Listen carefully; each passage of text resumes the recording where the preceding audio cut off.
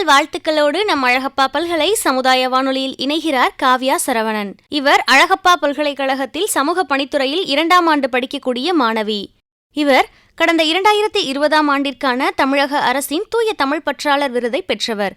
இளம் சொல்லரசு விருது, காமராசர் விருது, அடுத்த மாணவர் அப்துல் கலாம் விருது என பல விருதுகளை பெற்றவர். பட்டிமன்ற பேச்சாளருமான இவர் தற்போது நம் அழகப்பா பல்கலை சமுதாய வானொலி நேயர்களிடையே பொங்கல் பற்றிய தன்னுடைய உரையை பகிர இணைகிறார்.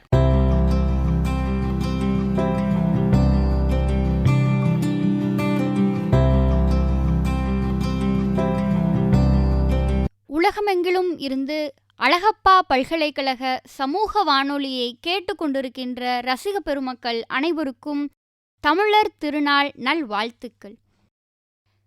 நம்ம எல்லாருக்குமே தமிழர் திருநாள் அப்படிங்கிறது ஒரு முக்கியமான நிகழ்வாக இருக்கும். எவ்வளவோ பண்டிகைகள், எவ்வளவோ திருநாட்கள், எவ்வளவோ விழாக்கள் என எல்லாமே இருந்தாலும் நம்முடைய தமிழர்கள் மிகச் சிறப்பாகவும் மிக பெருமையோடும் கொண்டாடி கொண்டிருப்பது அப்படின்னா அது பொங்கல் திருநாள் விழாதான். ஏன் அப்படின்னு சொன்னால் நம்முடைய மானுடவியல் அறிஞர் பரமசிவன் அவர்களுடைய புத்தகத்தில் இப்படி குறிப்பிட்டிருப்பார். எல்லா நாட்களும் எல்லா விழாக்களும் ஏதாவது ஒரு காரணத்தோடோ இல்லை ஏதாவது ஒரு மதத்தை முன்னிலைப்படுத்துகிற நோக்கோடு தான் செயல்பட்டு கொண்டிருக்கிறது. ஆனால் இந்த தமிழர் திருநாள் அப்படிங்கிற ஒரு நாள் தான் விவசாயிகளுக்கும் இந்த இயற்கையையும் வணங்குகிற ஒரு நாளாக இருக்கிறது. அதனால தான் இன்றும் தமிழர்கள் மத்தியில் தமிழர் திருநாள் அப்படிங்கிறது ஒரு போற்றுதலுக்குரிய விழாவாக இருக்கிறது. அப்போ இந்த தமிழர் திருநாள் அன்று எதற்கெல்லாம் நன்றி சொல்வார்கள் அப்படிங்கிறத நம்ம ஆராய்ந்து பார்க்க வேண்டும். பழையன கழிதலும் புதியன புகுதலும் வலுவள கால வகையினானே என்று சொல்வார்கள்.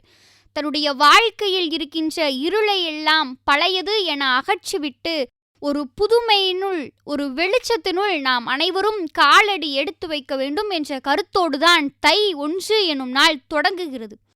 இந்த முதல் நாளிலே இவ்வளவு நாள் நம்முடைய வாழ்வில் இருளை நீக்கி வெளிச்சத்தை கொடுத்து வந்த அந்த கதிரவனுக்கு நன்றி செலுத்துகிறார்கள்.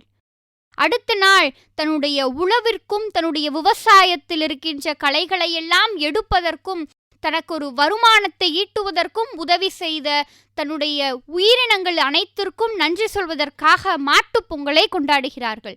அடுத்த நாள் தன்னுடைய வாழ்வினிலே வழிகாட்டியாய் இருந்து நம்முடைய அனைவரையும் சரியான பாதையில் வழிநடத்தி கொண்டிருக்கின்ற தன்னுடைய முதியவர்கள், தன்னுடைய வீட்டில் இருக்கின்ற பெரியவர்கள் அனைவருக்கும் நன்றி செலுத்தும் விதமாக காணும் பொங்கலை கொண்டாடுகிறார்கள். ஒவ்வொரு மனிதனுடைய வாழ்க்கையிலுமே தனக்கு உதவி செய்தவர்களுக்கு நன்றி செலுத்துவது என்பது தலையாய கடமையாக இருக்கிறது. அதனால்தான் இன்றும் தமிழர்கள் மத்தியில் தமிழர் திருநாள் எனும் ஒரு நாள் போற்றுதலுக்குரிய நாளாக இருக்கிறது. இன்று இந்த பொங்கல் பண்டிகையை மதங்களை கடந்து, இனங்களை கடந்து, மொழிகளை கடந்து அனைவரும் அன்பு எனும் ஒற்றை நெறிக்காக கொண்டாடி கொண்டிருக்கிறார்கள். இதில் குறிப்பாக போற்றப்படுகின்ற விடயம் என்ன என்று பார்த்தோம் என்றால் விவசாயம். இன்று விவசாயம் எனும் ஒன்று அருகி போய் கொண்டிருக்கின்றது. இந்த பொங்கல் திருநாளிலிருந்தாவது நாம் அனைவரும் விவசாயம் சார்ந்த பொருட்களையும் விவசாயிகளுக்கும் நன்றியுள்ளவர்களாகவும் அவர்களை ஏழ்மையின் பக்கம் திருப்பி விடாமல் அவர்களுக்கும் வருமானத்தை ஈட்டுகின்ற வகையில் எதையாவது ஒன்றை செய்ய வேண்டும் எனும் ஒரு கருத்தையும் நம்முடைய மனங்களிலே ஒரு உறுதியாக எடுத்துக்கொள்ள வேண்டும். இன்று ஒரு கவிஞர் ஒரு கவிதை சொல்லியிருப்பார்.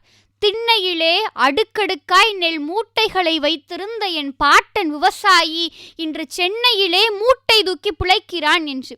அப்படி என்றால் இந்த நன்றி எனும் ஒரு விஷயத்தை தலையாய கடமையாக கொண்டிருந்த இந்த தமிழ் சமுதாயம் இப்போது எந்த வழியில் சென்று கொண்டிருக்கிறது எனும் ஒரு கேள்விக்கு நாம் பதில் தேடுகின்ற நிலைமையில் இருக்கின்றோம். அப்படி என்றால் இனிமேல் இந்த விவசாயத்தை உயர்த்தி பிடிப்பதற்காகவும் நமக்காக உழைக்கின்ற இந்த விவசாயிகளை தாங்கி பிடிப்பதற்காகவும் நாம் ஒவ்வொருவரும் விவசாயம் சார்ந்த பொருட்களை எல்லாம் பயன்படுத்துவோம் என்று இந்த பொங்கல் திருநாளன்று, தமிழர் திருநாளன்று நம்முடைய மனங்களிலே உறுதியேற்போம். முந்தைய காலத்திலெல்லாம் ஒரு மண்பானையை வைத்து அதில் மஞ்சள் கட்டி அவ்வளவு ஒரு பாரம்பரியத்தோடும் பழமை எனும் வாசனையோடும் அந்த பொங்கலை வைத்து குடும்பத்தோடு அமர்ந்து சாப்பிடும்போது அவ்வளவு மகிழ்ச்சி இருந்தது. ஆனால் இன்று ஒரு கேஸ் அடுப்பில் அதுக்கு மேலே ஒரு சில்வர் பாத்திரத்தை வைத்து பொங்கல் வச்சிட்டேன் அப்படிங்கிறத தன்னுடைய வாட்ஸ்அப்பிலே ஸ்டேட்டஸாகவும் இன்ஸ்டாவிலே ஸ்டோரியாகவும் போடுவதாக இன்று பொங்கல் திருநாள் எல்லாம் கழிந்தோடி கொண்டிருக்கிறது.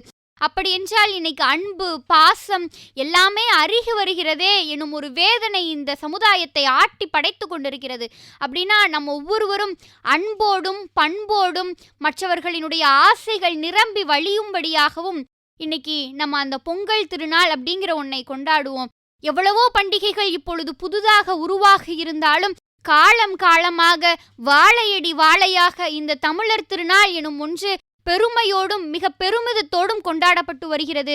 அப்படி இருக்கும்போது இதை புதுமையான முறையிலும் பழையனுடைய வாசம் மறந்து போகாத விதத்திலும் கொண்டாட வேண்டிய பொறுப்பில் இந்த இளைய சமுதாயம் இருக்கிறது என்பதை மனதில் வைத்துக்கொண்டு நமக்காக தினம் தினம் வேர்வை சிந்தி அவர்கள் நிலத்தில் கால் வைத்தால்தான் நாம் சோற்றில் கை வைக்க முடியும் எனும் நிலையை உருவாக்கி இருக்கின்ற விவசாய பெருமக்கள் அனைவருக்கும் நன்றி கூறும் விதத்தில் இந்த பொங்கல் திருநாளை கொண்டாடுவோம் என்று கூறி மீண்டும் ஒரு முறை அழகப்பா பல்கலை சமுதாய வானொலியை கேட்டு ரசித்துக் கொண்டிருக்கின்ற ரசிக பெருமக்கள் அனைவருக்கும் தமிழர் திருநாள் நல்வாழ்த்துக்களை தெரிவித்துக் கொண்டு விடைபெறுகிறேன். நன்றி, வணக்கம்.